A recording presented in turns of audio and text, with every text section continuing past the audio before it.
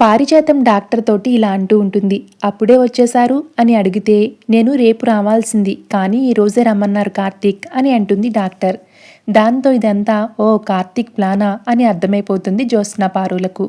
జ్యోత్స్న బాధ చూడలేకపోతున్నాను పారు, కన్న కూతురు కంటే కన్న తల్లిని ఎక్కువగా ఎవరూ ప్రేమించలేరు కదా, అందుకే డాక్టర్ని వెంటనే పిలిపించాను. చూడు పాపం మేడం గారు ఎంత బాధపడుతున్నారో.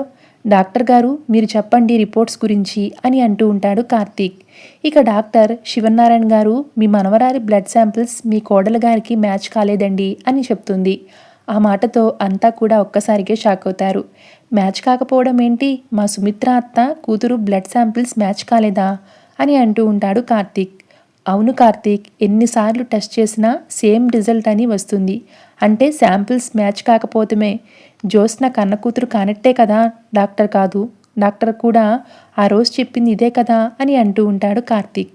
అవును ఆ రోజు చెప్పాను అని అంటూ ఉంటుంది డాక్టర్. ఆ మాటతో జ్యోత్స్న, తప్పు మీ వైపున ఉంది కాబట్టి ఎన్నైనా అంటారు. నా బ్లడ్ శాంపిల్స్ మా మమ్మీతో మ్యాచ్ కాలేదంటే తప్పు నాది కాదు మీది.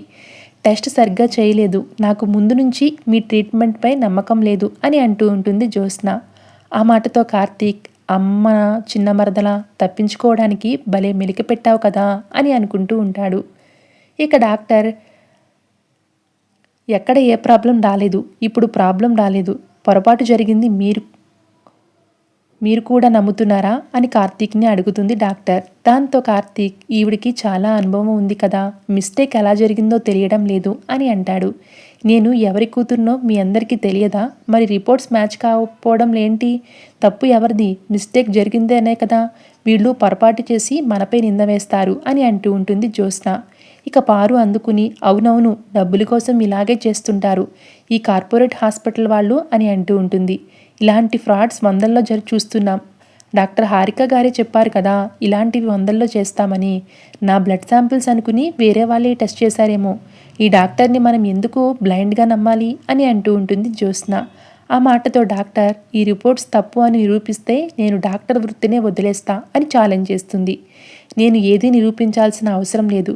చూరు డాడీ, వీళ్ళని నమ్ముకుని మమ్మీ ట్రీట్మెంట్ చేయించాలని అనుకోవడం లేదు. మనం కెనడా వెళ్దాం డాడీ, అక్కడ నా ఫ్రెండ్తో పాటు తెలిసిన డాక్టర్లు చాలామంది ఉన్నారు, ట్రీట్మెంట్ అక్కడ చేయిద్దాం అని అంటూ ఉంటుంది జ్యోత్స్న. తప్పించుకోవడానికి దేశం వదిలి పారిపోతున్నావా మరదలా అని అనుకుంటూ ఉంటాడు కార్తీక్. చూడండి డాక్టర్, మీరు ఎంత కావాలో చెప్పండి, చెక్ రాసిస్తాను అని అంటుంది జ్యోత్స్న. నేను డబ్బుల కోసం వైద్యం చేయడం లేదు, ప్రాణాలు కాపాడడానికి అని అంటూ ఉంటుంది డాక్టర్. ఇంతలో దశరథ్, చూడు జ్యోత్స్న, తప్పు జరిగితే జరిగి ఉండొచ్చు కానీ మాట్లాడే విధానం ఇది కాదు. హారిక ది బెస్ట్ డాక్టర్, తన గురించి నాకు పూర్తిగా తెలుసు. మీ అమ్మని ఎక్కడికి తీసుకుని వెళ్ళినా ట్రీట్మెంట్ అయితే ఇదే అంటూ ఉంటాడు. ఇక డాక్టర్, నాపై మీకు ఉన్న నమ్మకానికి థ్యాంక్స్, రిపోర్ట్స్ ఇవ్వుగో అని చెప్పేసి వెళ్ళిపోతుంది. నా కూతురు పెళ్లి చూసే యోగం నాకు లేనట్టుంది అంటూ సుమిత్ర ఏడుస్తుంది. ఇంతలో దశరథ్ వెళ్ళి, ఏం కాలేదు, నీ ప్రాణాలకి ఏం కాదు అని ధైర్యం చెప్తాడు. ఇక కార్తీక్ దీపం తీసుకుని ఇంటికి వెళ్తాడు.